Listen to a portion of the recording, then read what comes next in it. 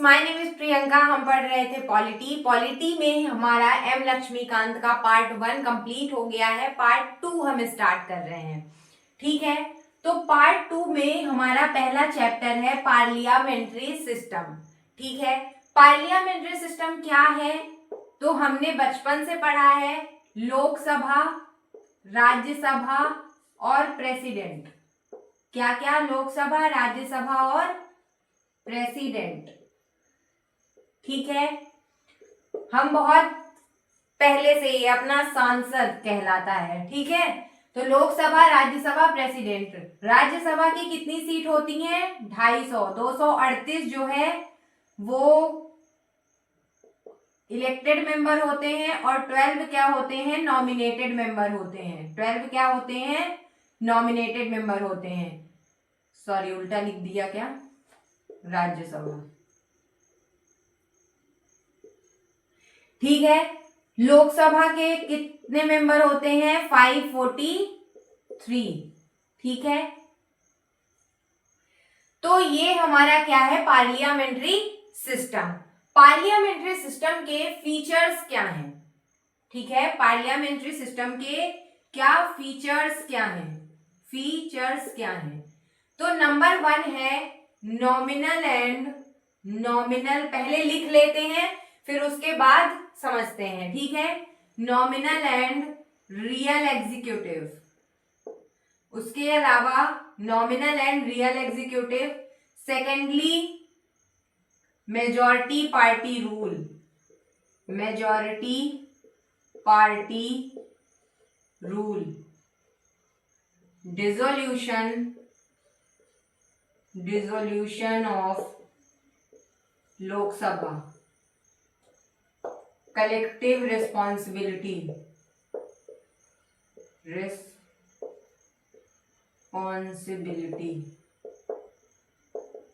Collective responsibility. Number 5,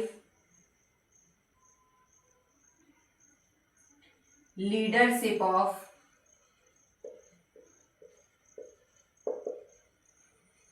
prime minister.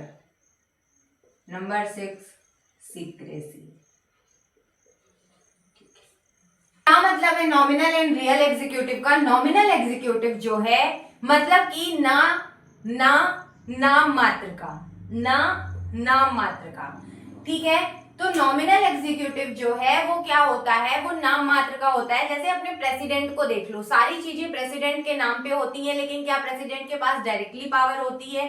Power तो बहुत होती है, पर क्या डायरेक्टली होती है? नहीं होती है। क्या प्रेसिडेंट डायरेक्टली एग्जीक्यूटिव होता है? नहीं होता है। Real executive prime minister. अपने यहाँ जो सारे कार्यभार संभालने वाले कौन है? प्राइम मिनिस्टर है। ठीक है, with the help of council of minister and cabinet minister.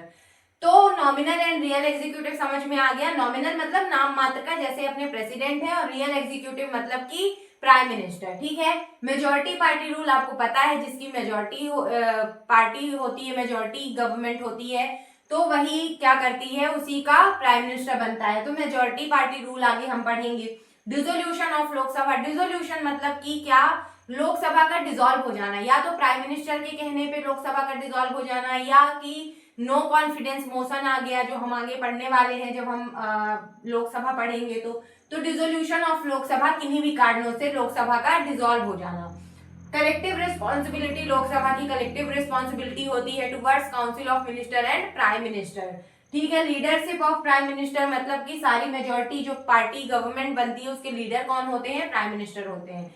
Secrecy. Secrecy मतलब जो भी इनकी एक्टिविटी है, जो भी इनका रूल मेकिंग है, जो भी इनका कहना चाहिए कि एक तरीके से प्रोसेसिंग है, तो वो प्रोसेसिंग ये सबके सामने नहीं बखान करते हैं। अपने आगे प्रोसेसिंग होती है और उसके बाद जो फाइनल रिजल्ट होता है वो सबके सामने होता है। तो सीक्रेसी भी इसका एक फीचर है। ठीक है, तो आई होप आपको पार्लियामेंट्री सिस्टम के फीचर समझ में आ गए होंगे।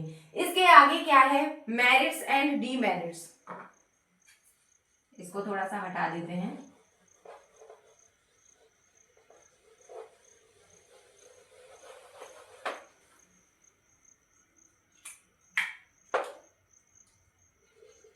Merits and demerits.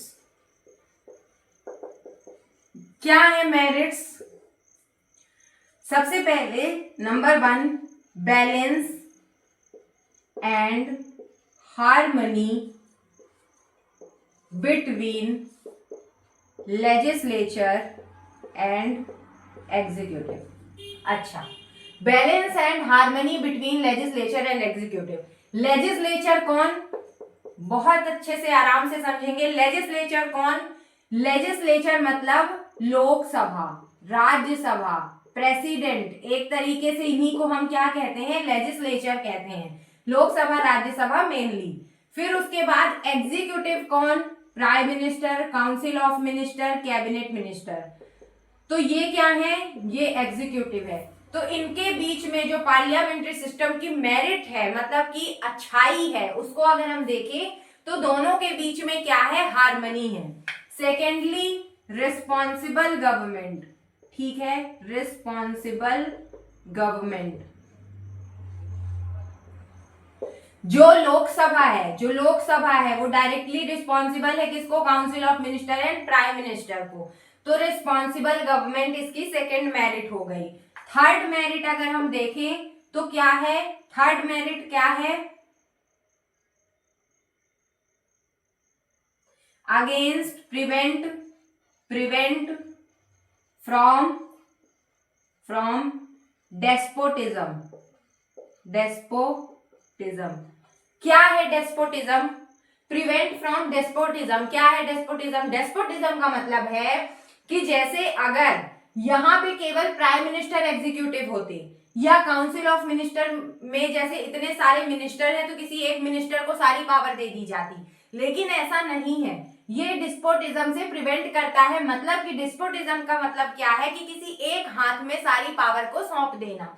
लेकिन prime minister, council of minister, cabinet minister, इतनी सारे मिनिस्टर्स हैं और इतने अच्छे से सब कुछ मैनेज कर रहे हैं, तो ये चीज क्या है, डिस्पोटिज्म से प्रिवेंट करती है। डिस्पोटिज्म मतलब समझ में आ गया कि सारी पावर किसी एक के हाथ में दे देना, लेकिन क्या यहाँ पे किसी एक के हाथ में है, नहीं है। तो इसका मतलब क्या है कि प्रिवेंट फ्रॉम डिस्पोटिज्म मेरिट्स में आता है कि पार्लियामेंट्री सिस्टम में जो डेस्पोटिज्म है उसको भी पार्लियामेंट्री सिस्टम क्या करता है, प्रिवेंट करता है। इसके अलावा हार्मनी एंड बैलेंस बना के रखता है किसके बीच में, लेजिस्लेचर और एग्जीक्यूटिव के बीच में। रेस्पॉन्सिबल गवर्नमेंट है Lok Sabha, is collectively responsible to the council of minister and prime minister. तो ये सब कुछ जो है ये किस में आते हैं, मेरिट्स में आते हैं। इसके अलावा नंबर 4 है रेडी अल्टरनेटिव गवर्नमेंट। क्या है, ready alternative government. Ready alternative government क्या मतलब है इसका, रेडी अल्टरनेटिव गवर्नमेंट का मतलब है कि कोई भी चीज है, कोई भी, रेडी अल्टरनेटिव गवर्नमेंट का मतलब है कि जैसे अगर हम बात करें कि एक पार्टी गिर गई, ठीक है, क्या हुआ, एक पार्टी गिर गई, दूसरी तैयार रहती है गवर्नमेंट बनाने के लिए। तो रेडी अल्टरनेटिव गवर्नमेंट मतलब पार्लियामेंट्री सिस्टम में जो है एक गवर्नमेंट अगर गिर गई तो दूसरी तुरंत तैयार रहती है गवर्नमेंट बनाने के लिए, ठीक है। तो रेडी अल्टरनेटिव गवर्नमेंट। इसके अलावा डीमेरिट्स में क्या क्या है, ठीक है, डीमेरिट्स में क्या क्या है, तो इसको हटा देते हैं। ये समझ में आ गया कि फीचर्स में क्या क्या है। फीचर्स में है nominal and real executive, majority party rule, dissolution of Lok Sabha, collective responsibility, leadership of prime minister and secrecy. ये समझ में आ गया। इसके अलावा मेरिट्स। अब हम देखते हैं डीमेरिट्स, ठीक है।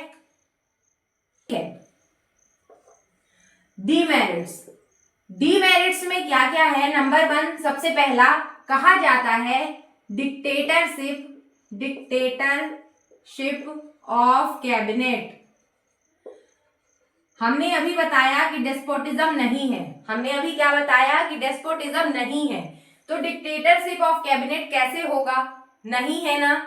लेकिन ऐसा कहा जाता है कि डिक्टेटरशिप ऑफ कैबिनेट है, मतलब कैबिनेट की ही चलती है। होता क्या है कि कैबिनेट से पूछे बिना, कैबिनेट की राय लिए बिना, कैबिनेट के समर्थन के बिना कोई काम नहीं आगे बढ़ता है। कोई भी पॉलिसी है, कुछ भी है, उसका इम्प्लीमेंटेशन तभी होता है जब कैबिनेट से पूछ ली जाती है, कैबिनेट से राय ले ली जाती है।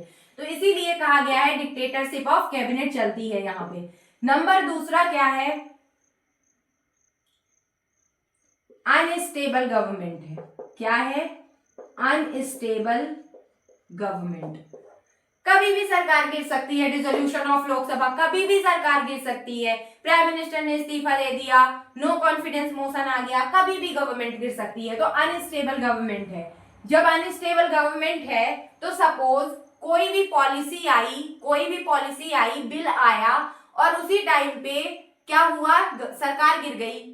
कई बार ऐसा हुआ है पंचायती राज सिस्टम के जब जो कॉन्स्टिट्यूशनलिज्म है उसका, जब उस क्वेश्चन के जब बिल पास होने थे तो पंचायती राज इंस्टीट्यूशन के बिल ही नहीं पास हो पा रहे थे। क्यों?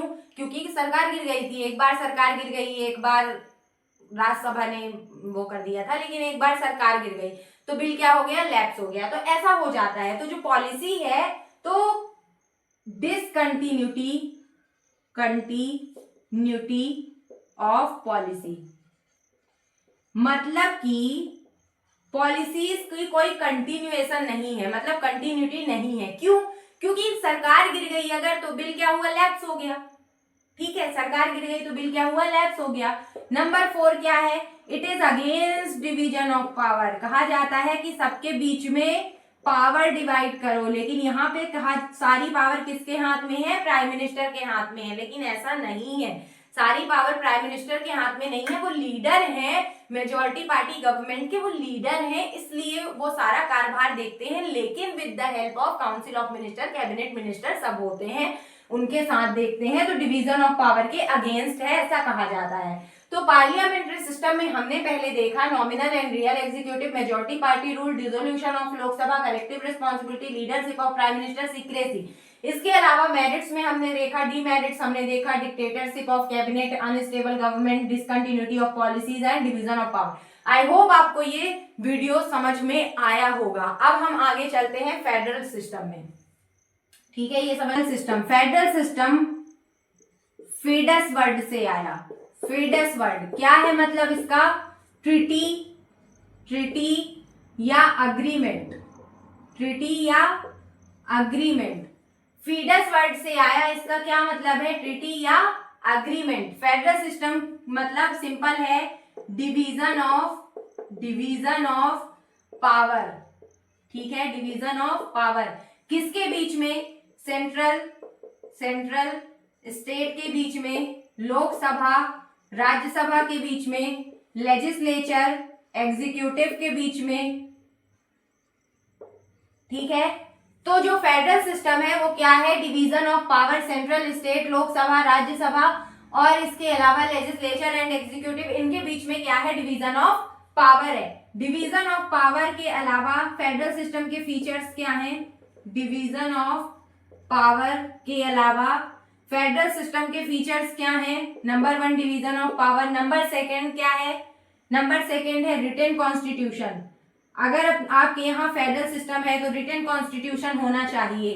Number 3 supremacy of the constitution, constitution से ऊपर कोई भी नहीं होना चाहिए, supremacy of the constitution, constitution से ऊपर कोई नहीं होना चाहिए। नंबर 4 रिजिड कॉन्स्टिट्यूशन, मतलब कॉन्स्टिट्यूशन को आसानी से अमेंड नहीं किया जाना चाहिए, रिजिड कॉन्स्टिट्यूशन होना चाहिए। अपने यहाँ है क्या, बिल्कुल है, स्पेशल मेजोरिटी लगती है। नंबर 5 ठीक है, बाय कैमरलिज्म, लोकसभा राज्यसभा। ठीक है, इंडिपेंडेंट जुडिशरी भी आप ऐड कर सकते हैं। तो ये है फेडरल सिस्टम के features, division of power, written constitution, supremacy of the constitution, rigid constitution, bicameralism. ठीक है, तो ये इसके आगे बढ़ते हैं। केसी वेयर नाम याद रखिएगा। इन्होंने कहा कि अपने यहाँ क्वासाई फेडरल सिस्टम है। क्वासाई फेडरल मतलब पूरी तरह से फेडरल नहीं है, आधा फेडरल है और आधा यूनिटरी है। तो क्या आप कह सकते हैं कि वाकई आधा फेडरल है आधा यूनिटरी? अभी नहीं कह सकते हैं, आगे जब हम पढ़ेंगे तब आप खुद कहेंगे कि हाँ क्वासाई फेडरल सिस्टम है अपने यहाँ। ठीक है, आगे बढ़े। ठीक है, इसके आगे हम पढ़ेंगे यूनिटरी सिस्टम। एक होता है फेडरल सिस्टम, एक होता है यूनिटरी सिस्टम। तो यूनिटरी सिस्टम में क्या होता है, स्ट्रॉन्ग सेंटर होता है, स्ट्रॉन्ग सेंटर होता है। इसके अलावा स्ट्रॉन्ग सेंटर के अलावा क्या होता है, फ्लेक्सिबल कॉन्स्टिट्यूशन होता है, फ्लेक्सिबल कॉन्स्टिट्यूशन होता है। इसके अलावा सिंगल सिटीजनशिप होती है।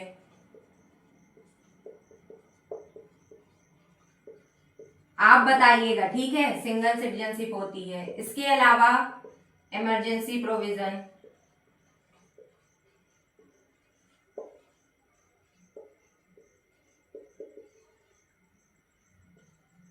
ठीक है।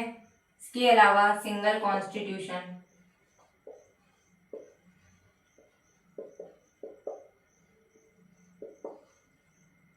इसके अलावा गवर्नर, अपॉइंटमेंट ऑफ गवर्नर,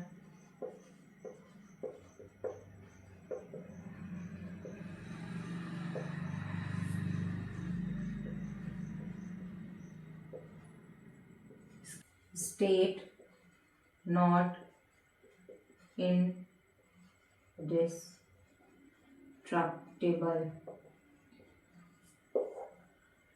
ठीक है।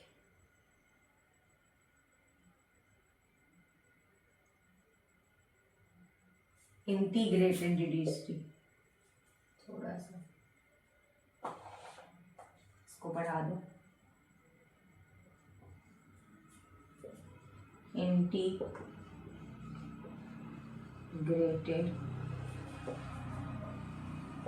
जुडिशरी, ठीक है।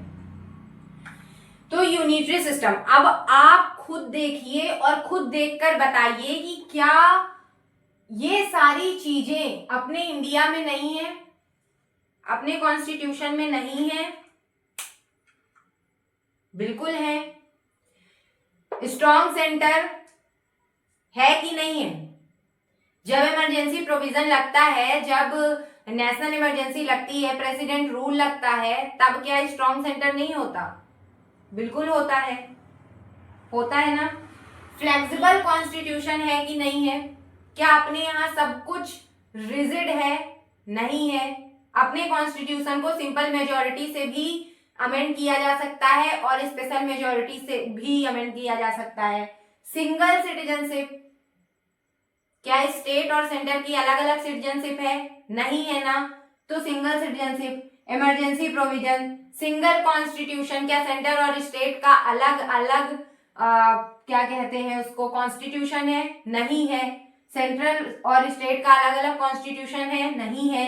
सिंगल सिटीजनशिप हॉरिजॉन्टली वर्टिकली हमने आपको पढ़ाया था।